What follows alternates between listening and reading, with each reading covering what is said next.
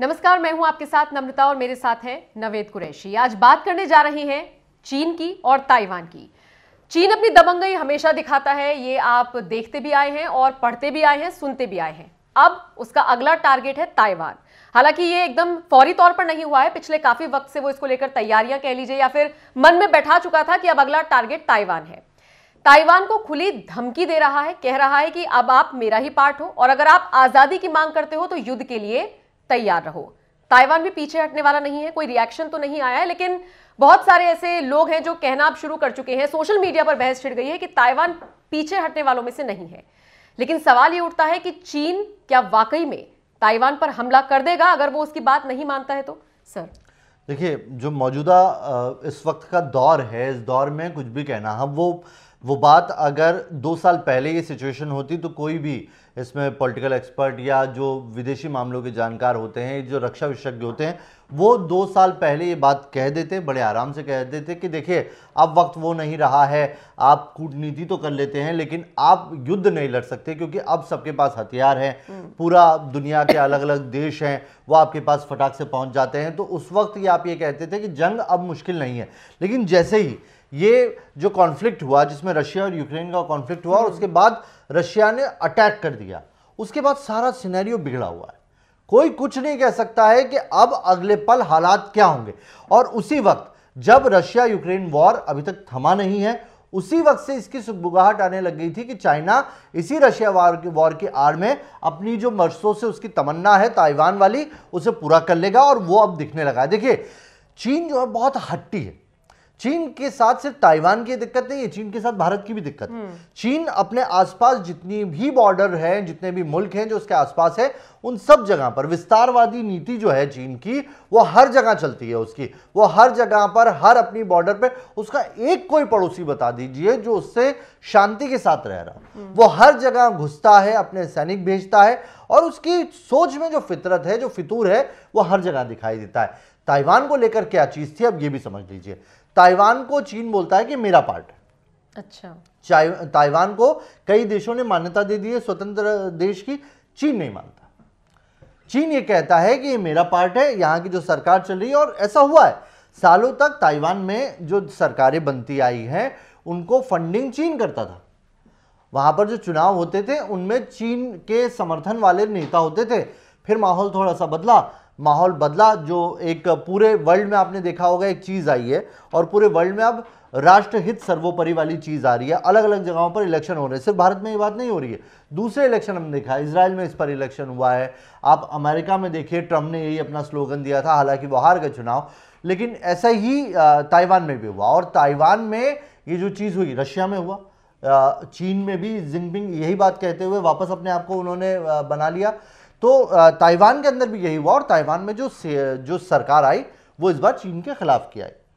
और चीन के खिलाफ के आने के बाद में उन्होंने अपनी चीज़ों को और आगे बढ़ाया। तो अभी तक यूक्रेन के साथ भी यही चल रहा था। यूक्रेन जो था, यूक्रेन अपना काम कर रहा था, धीरे धीरे काम करता रहा, लेकिन जब यूक्रेन ने नाटो के साथ शामिल होने की बात कही, तब रशिया ने कहा कि आप ये मत करो, आप ये करोगे तो गड़बड़ हो जाएगी।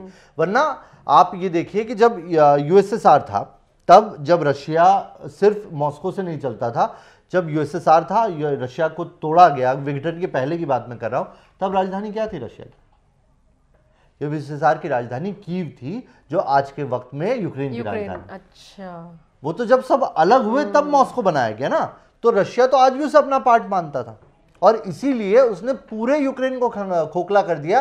कीव में कभी भी बमबारी नहीं की सीधे तौर पर। कीव में एक आध मिसाइल कभी कभी गिर जाती थी मिसफायर होके, लेकिन कीव के जो मॉन्यूमेंट थे उसको सहेज कर रखना चाहता था।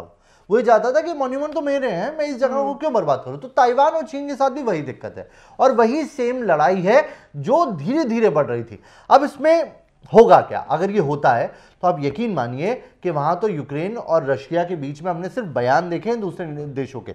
हमने देखा ब्रिटेन बयान दे रहा है या हथियारों से सपोर्ट कर रहा है, अमेरिका हथियारों से सपोर्ट कर रहा है, या दूसरे मुल्क हैं जो हथियारों से सपोर्ट कर रहे हैं, ऐड दे रहे हैं, मदद दे रहे हैं। लेकिन अगर यही चीज ताइवान के साथ हुई तो ऐसा नहीं होगा।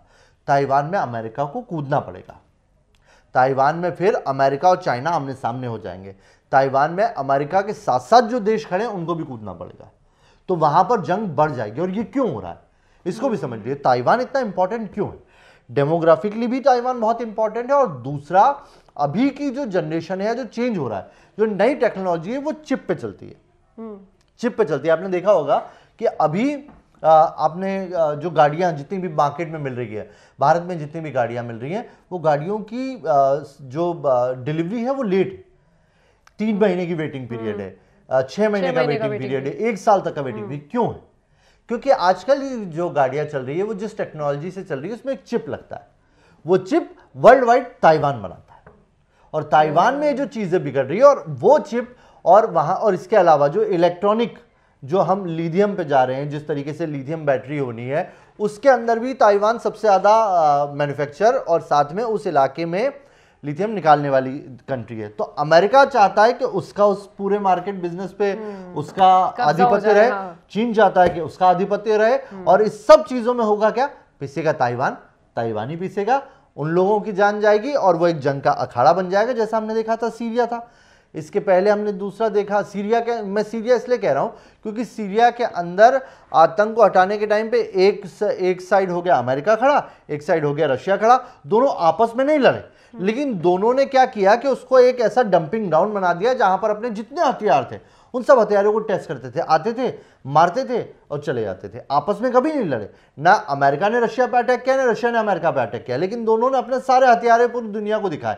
वो बताते रहे कि हमारे पास देखिए ये शानदार प्लेन है, वो आता था, हमने इतनी तबाही कर दी, उसके वीडियो जारी करते थे, लोग उनके ऑर्डर देते थे। तो बेसिकली डंपिंग ग्राउंड बना दिया इन्होंने सीरिया को, अपने हथियारों को टेस्ट करने वाली एक ऐसी लैब बना दिया जिसके अंदर ये हथियार बनाते रहे, लोगों को मारते रहे और लोग इनके हथियार खरीदते रहे, और वही काम होगा ताइवान के अंदर।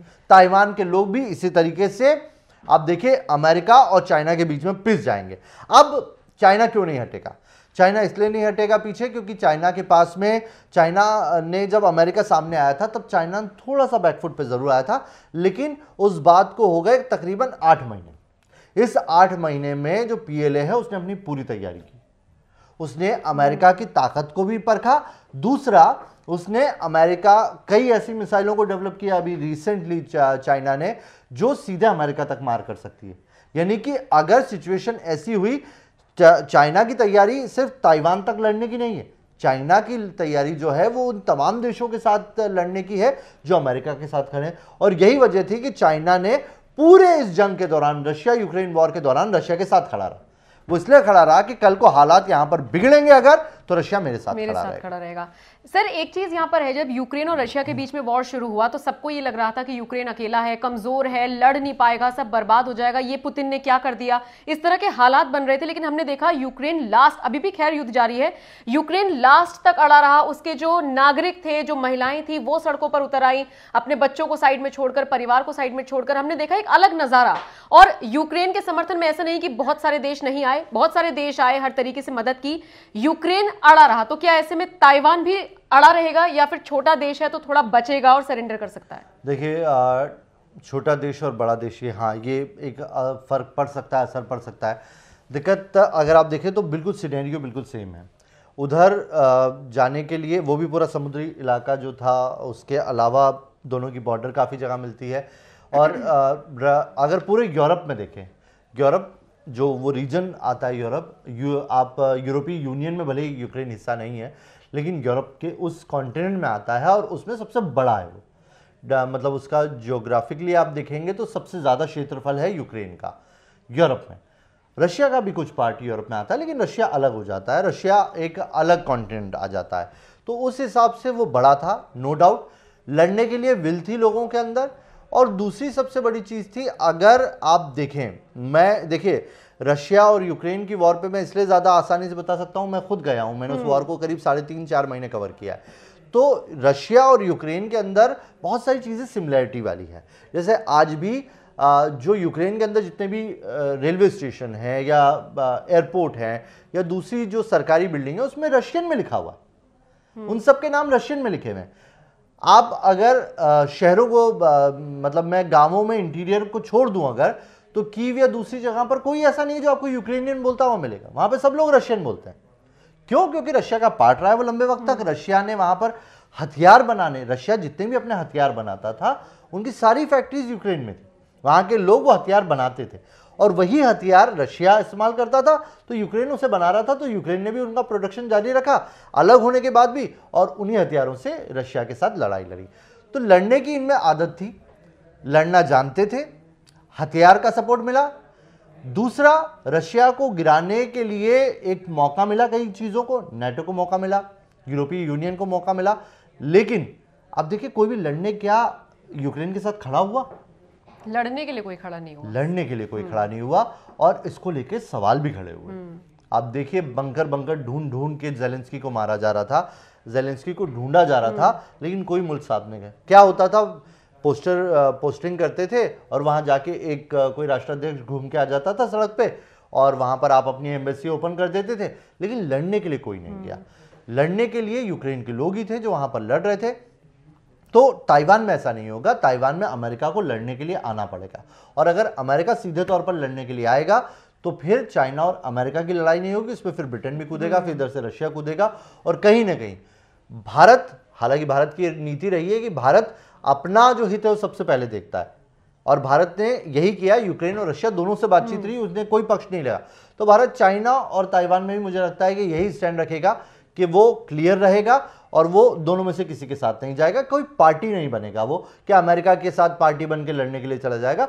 भारत को अपने आप को इससे दूर रखना ही सबसे ज्यादा सही लगता है मुझे। अब ये सर्वाइव कितना कर पाएगा, ये वहां के लोगों की विल पर है। और दूसरा, हथियार उसने भी कई डेवलप किए हैं, और अमेरिका ने भी कई हथियार उसको दिए हैं, दूसरी और जगह से भी हथियार आए हैं। लेकिन जैसे अफगानिस्तान में अमेरिका ने अपने पूरी पोस्ट बनाई थी, ऐसे ताइवान में बनानी पड़ेगी अमेरिका को। और दूसरा, अमेरिका ने घेराबंदी की है, आसपास के कई पोर्ट हैं, उसके युद्धपोत हैं जो उस एरिया में गश्त कर रहे हैं। इधर से चाइना ने शटडाउन बढ़ाया, तो उधर से अमेरिका ने अपने जो रीगल है उसका वो उतार दिया है, और अब हालात बहुत बिगड़ेंगे इधर। मतलब अगर ये जंग हुई तो यकीन मानिए कि ये जंग अगली वर्ल्ड वॉर का रूप लेगी। हालांकि जब भी किसी देश में युद्ध जैसे हालात बनते हैं किन्हीं भी दो देशों में, तो यही कहा जाता है कि युद्ध ना हो, युद्ध को जैसे तैसे टाल दिया जाए उतना ही बेहतर है। किसी भी तरीके से कोई भी प्रपंच रच के अगर इस युद्ध को बचा लिया जाए तो ज्यादा बेटर रहता है। अब देखना होगा, चीन धमकी तो दे रहा है, लेकिन ताइवान पर अटैक करेगा या नहीं, और फिर आने वाले वक्त में क्या होगा ये तो वक्त ही बता पाएगा। बहरहाल, आप इस खबर पर, इस पूरी जानकारी पर क्या राय रखते हैं, कमेंट करके जरूर बताएं।